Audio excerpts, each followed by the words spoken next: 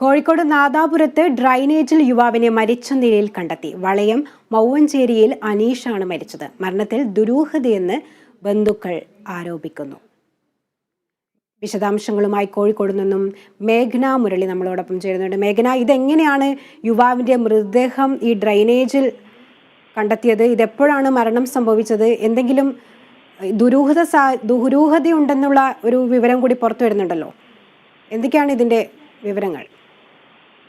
ശ്രുതി, Kozhikode Nadapuram town ഭാഗത്തായിട്ടുള്ള ഡ്രൈനേജിലാണ് ഈ യുവാവിനെ 40 വയസ്സുള്ള അനീഷ് എന്ന യുവാവിനെ ഇന്ന് രാവിലെയോടെ മരിച്ച നിലയിൽ കണ്ടെത്തുന്നത്.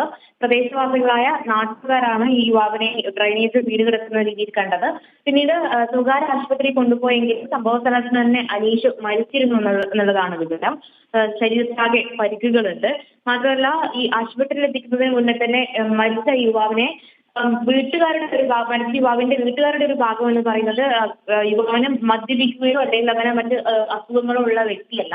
അതുകൊണ്ട് തന്നെ ഈ മരണത്തിൽ ദുരൂഹതയുണ്ട് എന്നുള്ളതാണ് വീട്ടുകാരുടെ ഭാഗം. മാത്രമല്ല, ഇന്നലെ ഈ അനീഷ് എന്ന് പറയുന്ന യുവാവിനെ വീട്ടിൽ നിന്ന് കാണാതായതാണ്.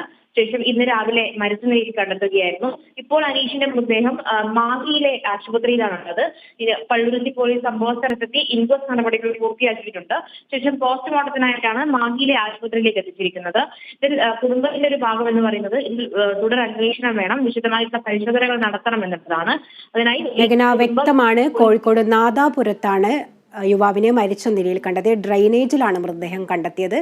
പോസ്റ്റ്മോർട്ടത്തിന് ശേഷമേ എന്താണ് മരണകാരണം എന്നുള്ള കാര്യത്തിലൊക്കെ വ്യക്തത വരേണ്ടതുള്ളൂ. എന്തായാലും ഇതിൽ അന്വേഷണം വേണമെന്ന് കുടുംബം ആവശ്യപ്പെട്ടിട്ടുണ്ട്. വിവരങ്ങളാണ് മേഘന മുരളി നൽകിയത്.